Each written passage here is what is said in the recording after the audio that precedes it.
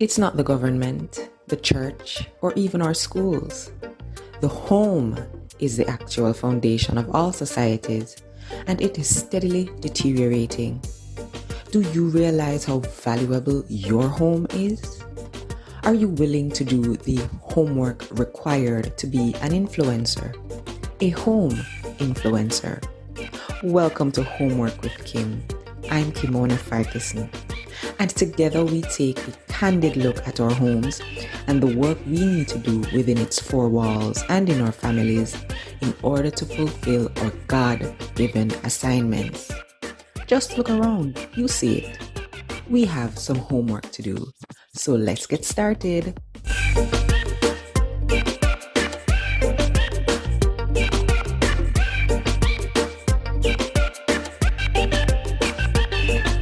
Hello and welcome back to another episode of Homework with Kim. Thank you so much for joining me here, where we take a candid look at our homes and the work we need to do within its four walls to ensure that at the end of a long, hard day, when our heads hit the pillow, we can truly declare home sweet home. I'm Kim, and today I have a very special guest with me. I'm thinking that we could perhaps call this episode Homework with Kim Squared, because I am joined by my dear husband and homework partner, Kimmoy.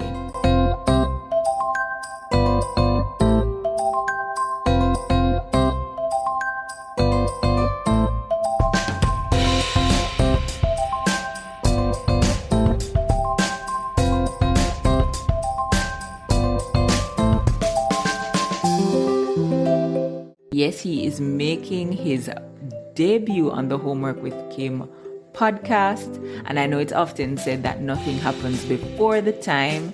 So I suppose it's a good way to kick off the month of February, which is known as, Valentine's month, the month of lovers, right? And so I am grateful to have him. And I think you all will enjoy hearing from him. So I say welcome, Kimmoy. Thanks for joining me on this episode. All right, thank you for having me. Are you feeling nervous? Are you feeling excited? How are you feeling? It's an okay feeling. As you can tell, he's a man of few words.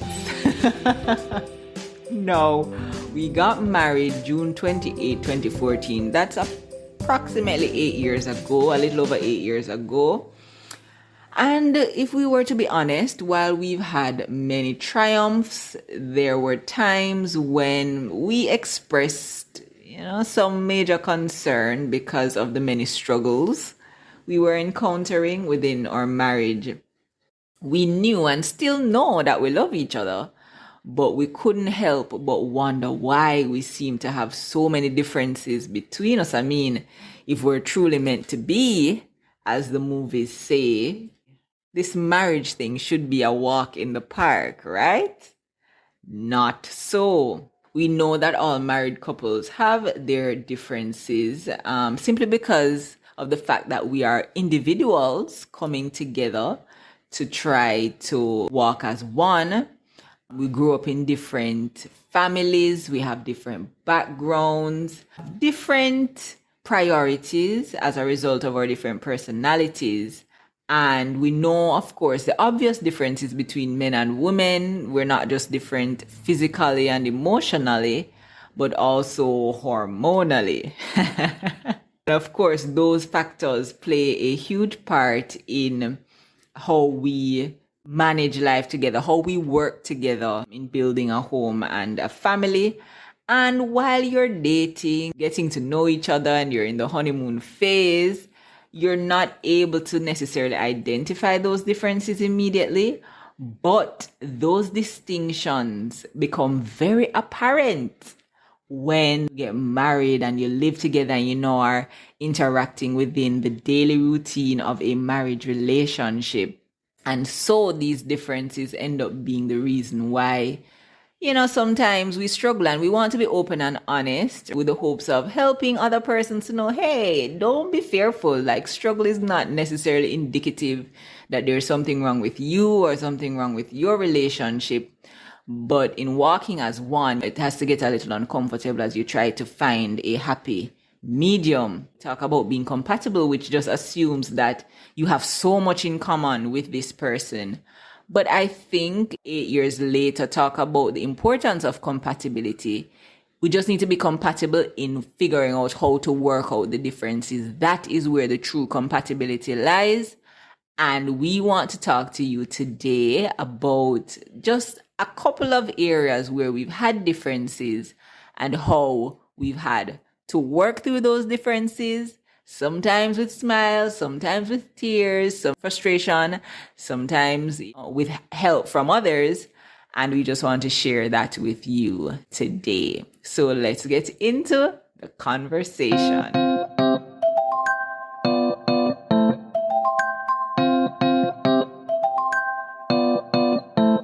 We just want to talk about two areas. And the first one we want to talk about is the differences in how we respond to our differences. As you go through life, you find that you don't agree in certain areas, and sometimes it creates conflict. Sometimes it creates a need for you to try to work through it. And we both have different responses. So I'm going to invite my husband now to share from his perspective what are differences in responding to areas that we don't agree on. Thank you again for having me. There are many areas in our relationship between Kimmoy and I that we disagree on. Not in the sense or because there's a wrong or right or black and white, but it's based on your own personal preference, or I view things differently based on my experience, and that would oftentimes find its way into what I feel or what I think is a better solution to whatever the issue or problem is. And so my style or my experience will oftentimes guide me in when we're having a disagreement about a particular issue. What would you say is the difference, though, between how you respond and how I respond?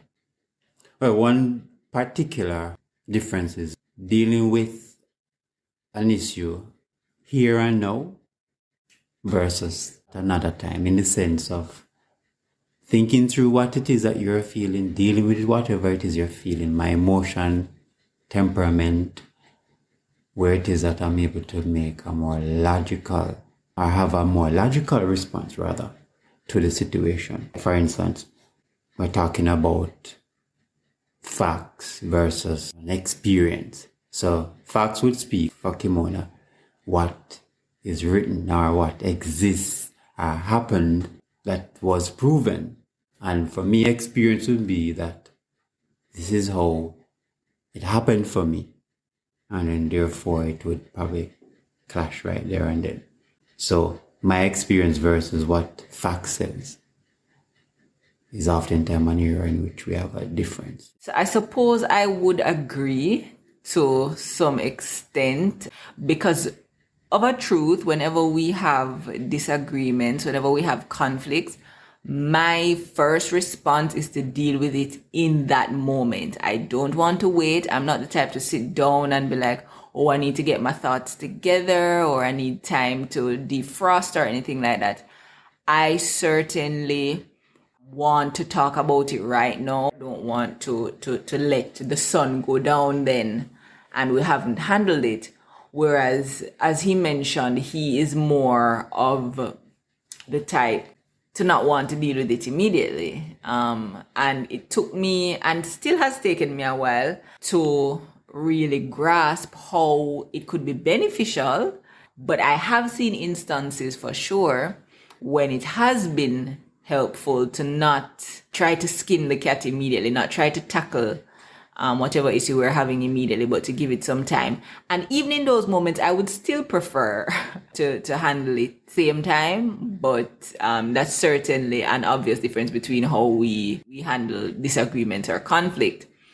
Now, Kimmoy, can I ask you, how do you think that both styles or both responses can be beneficial? Because we're individuals, equal in God's sight, have much value, equal value. And so I would hate to say that your way of doing it is wrong, even though I kind of feel that way sometimes. But I know deep inside me that there is some good from how you respond.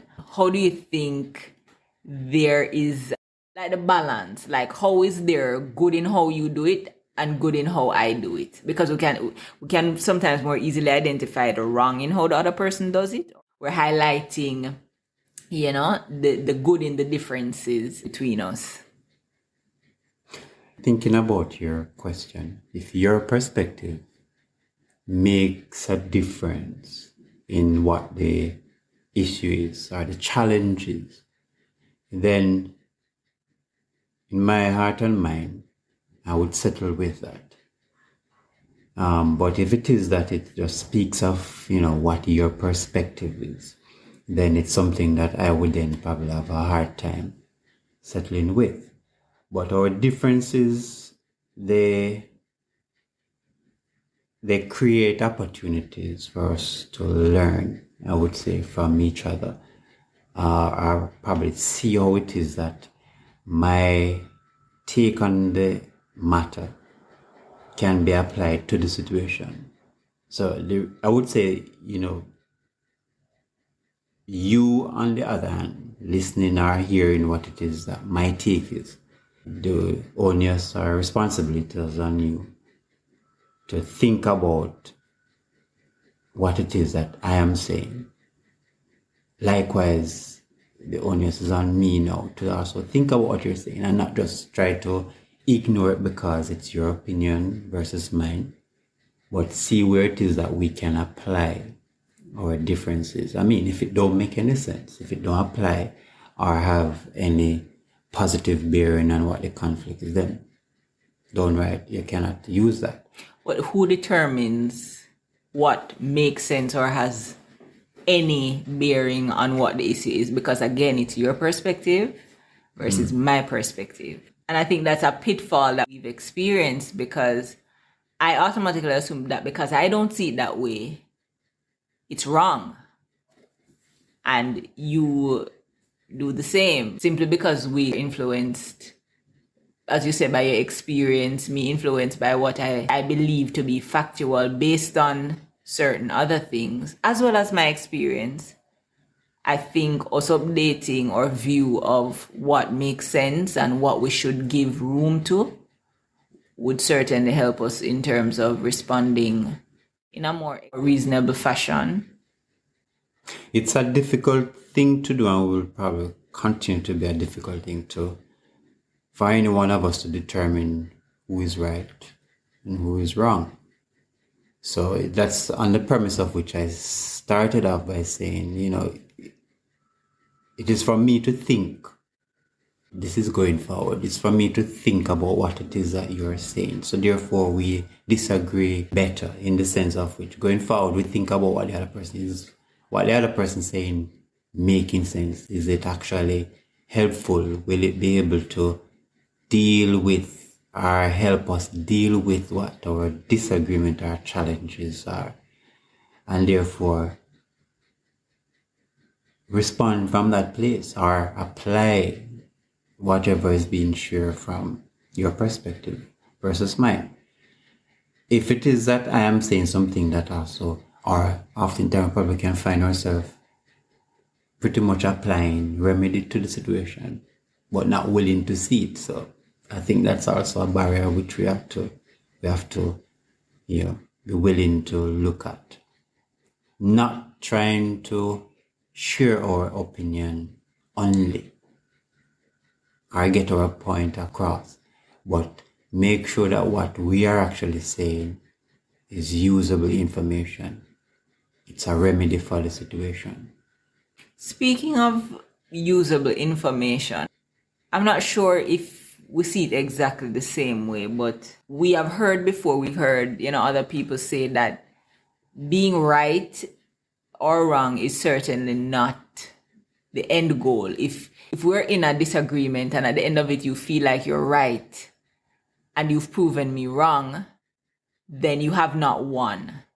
And for me, it's the same. If I feel like I've won the disagreement by saying, yes, I showed him he was wrong and I am right, oh, I'm the champion, that doesn't benefit us because of the nature of the relationship that we're in. You win, or I win when you win, and you win when I win. And that speaks to us looking at the person and not so much. It's not that we don't see the conflict, or the disagreement, but what does the disagreement, while we want to get to the solution and everybody wants to get understanding, right? We're making life together and we don't want to walk with each other if we don't understand what the other person is about and how they view things and whatever. But sometimes you get to a crossroad and you kind of have to choose.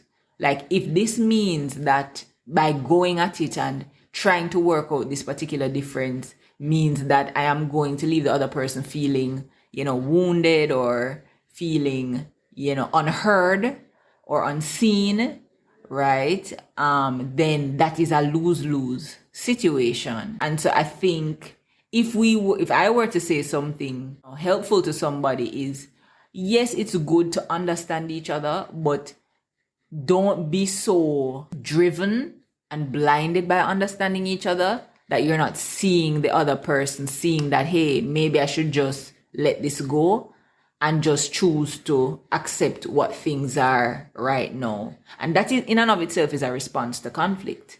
It's not that you're not handling it, it's that you've wisely chosen to kind of leave things where they are for the sake of the relationship until maybe you can come back to it at another time. Yeah, conflict is never a good thing. And how we do it. I disagree. I think conflict can be good. I'm just saying. Yeah, sorry, babe. It's not to say that it can be good enough, but how we do it, or we oftentimes do it, is it more leaves scar or wound. But there's definitely good in also in having conflict because it creates opportunity. And the one that I'm thinking about, the opportunity is to actually have or show grace in that instant. That's one of the positive for me.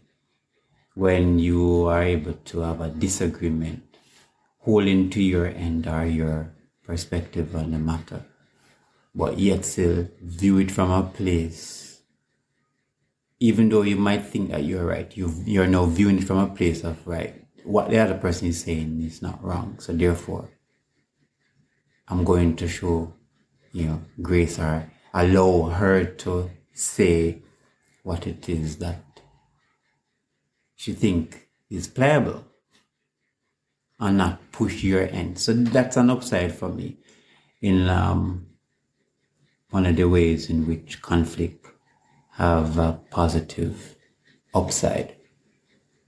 I mean, how can one get intimate with somebody else without having conflict? I don't think it is possible. The closer you get to the flawed human being, there must be some exposure of there must be some conflict because you are not the same person. In fact, we end up having conflicts with ourselves as humans. We say this thing today and tomorrow we say, oh no, that's not what I stand for. That's not what I meant. That's not what I want to do. That's not what I want to be. Let alone two opposite beings created by God differently. We're opposite but equal. Different mind, different build, different makeup, different chromosomes. I mean, there must be conflict if you're going to come together and say you're going to live as one. Right? And so for me, the absence of conflict is more problematic because in my opinion, at least, I think that means that there is some pretense happening there. You're right in the sense where how you handle it really determines whether or not it is good or bad. But I certainly would not want to be in a relationship where we see everything the way the other person sees it. I mean, I would have no need for a companion if I would just need to be by myself. If you have all my opinions, if you think the same way, then I would need to be married. I would just have, I would just have me and just be with myself till death do us, meaning Kimona and Kimona apart, So yeah, certainly in that sense. Yeah, and even while we're talking about this topic, one thing that came to mind is from the scripture, the Bible, when it speaks about how can two walk together unless they first agree. I'm thinking a lot of persons, especially from a Christian perspective, might think about that, and therefore, it's very important for us to agree. But one of my take on this whole thing of relationship, marriage, or intimacy is that our differences, are given to us by God. We tend to go off on what we think, what we feel, what we want, emotion, and those kind of things.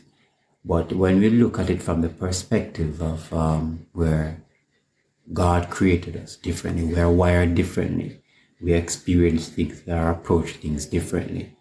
When it now comes to spiritual matter, and there's no difference there. There shouldn't be any difference there, because we're dealing from scripture, and what scripture says flows through the man and the woman. We might get different, or we might use rather different approach in going towards our understanding of a particular scripture, but it should carry the very same essence. And so our differences should teach us lessons, should help us to better understand each other. It shouldn't be a means by which we are driven apart or find ourselves, desiring somebody else who's more compatible because we have different opinion. It's very interesting that we're having this conversation. I remember this week where I was listening to this radio program where they asked a question, how long into the marriage would you think having a disagreement would be acceptable? Some persons went on to probably make mention of like a year, and one of the hosts for the actual program said that if that happens within a year, then that's a good marriage. That's a good relationship. Well, after a year, that's when they're now having their first disagreement. One particular response, it so happened to be a female, when she said she don't like disagreement, and the first hint of that, she gone. In the sense, once an argument happened, especially in the first part of the relationship, she's out. Oh yeah, that's a red flag in most persons' eye. Listening to it, I was like, that probably would be a red flag. But then there are different layers, I would think, also, of disagreement. If you're going to disagree and also intend to show aggression, or use it to dictate the temperature of the relationship, or who has the bigger bite or bigger bark, as they would say, then that's a red flag in my opinion. Mm-hmm. But if disagreement happens on the basis to actually help us understand what our views are on certain matters, and then therefore we're able to operate with each other, knowing that I have a different take on the matter, then that's an upside. While we were dating, courting, whatever you want to put it, we spent a lot of time on the phone, right? And we spoke about everything under the sun, right? And the truth is we had many disagreements. You remember? Yes, yes. We had many disagreements. Sometimes we'd be on the phone going back and forth. I mean, we're arguing, but I have always been kind of, Strong will. hard and fast. Like if I'll be like, you don't see it that way. How can you not see it that way? And one thing I appreciated about him, and one thing that I knew indicated that he could, quote unquote, handle me, is how he would respond during those times of disagreements. I remember a couple of times, if I were to be honest, I remember I would hang up the phone. Like, you remember? Yeah, and she's still hard and fast. Yeah, I'm still hard and fast, but I've certainly changed in some ways. Wouldn't you agree? A little, yeah. A little. I feel like I've aimed to be more understanding concerning our differences, and maybe my change is not like how I look at things, in the sense of I'm no longer okay with just continuing to bicker. Like that does nothing for me. That drains me, and I would take steps just to get out of any situation where there is any kind of tension between us. You just come to realize that certain things just not worth it. We're raising a child together, or she has seen our differences, and we've tried to, certainly where she has seen things that we would have rather her not experience. Like sometimes when we get into disagreements and we're going back and forth and she's there, but what we've tried to do is, once we come to reconciliation, we try to bring her alongside us, and say to her, mommy and daddy are still struggling with just exchanging our differences in opinion in a way that is is okay for everybody involved. And we love each other, we love you. We always try to let Phoebe know that we're struggling we're struggling through it, but it's not an indication that we don't love each other, or that we don't love her. But I always say to her, we are not perfect, and we need God to help us to do what we know we should do. So yeah, I think we have spoken enough at length about this. But one area that I know is, maybe you can tell, maybe you can't tell, communication style is certainly something that comes into play, and the differences show up there a lot, right? Kimmoy, I would say, is more like a bullet point. He expresses himself in bullet points. Really concise. And I use paragraphs. Paragraphs upon paragraph. Goes on and on and on. Yeah, I tend to go on and on. And that is an era where we differ. I am mindful now that after a while he tunes out, and therefore Yes, it's definitely difficult for me to keep the information and make sense of the ongoing paragraph. Yeah. And so you try to hold on. I would try to hold on to where it starts. So therefore I don't get lost in where it's going. And oftentimes for me, it slightly start to change.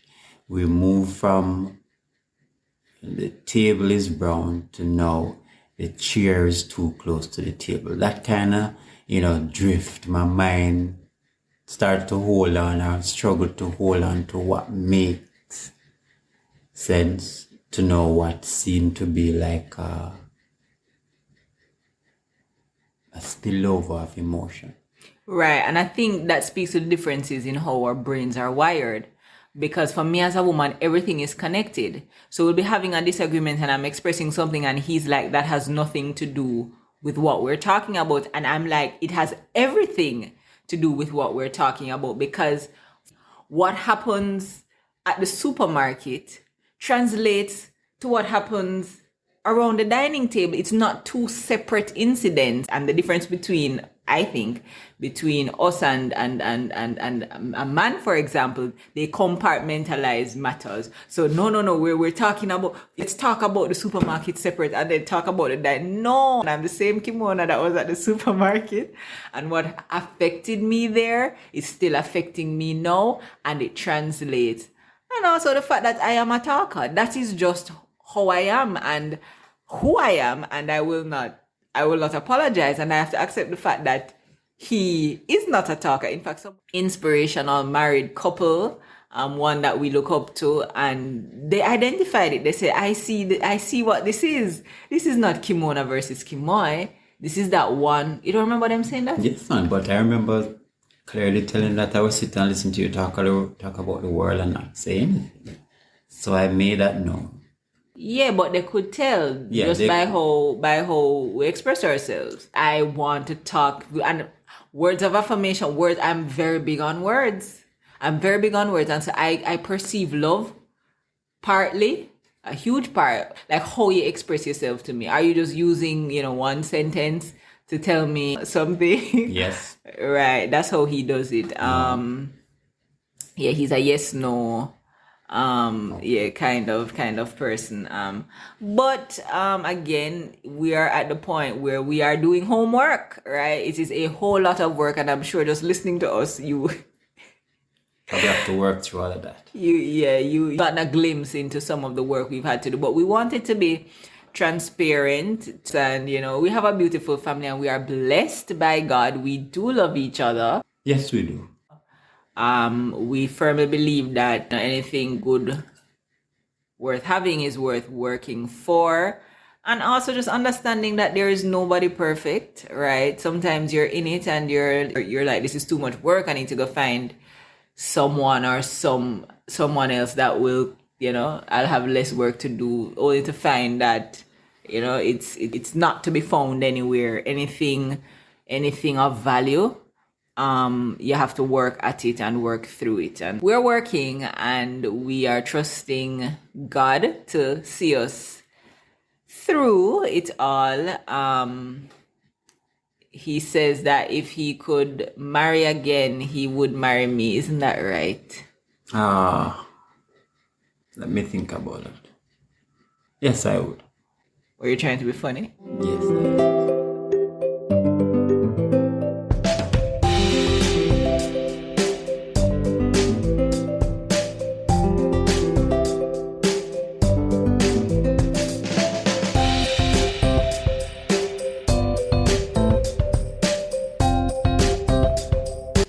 To thank Kimmoy for joining me on this episode of the podcast, and hopefully what we've shared has helped someone, has helped a couple to know that keep going. So until we talk again, don't forget to look around. We have some homework to do, so let's get started.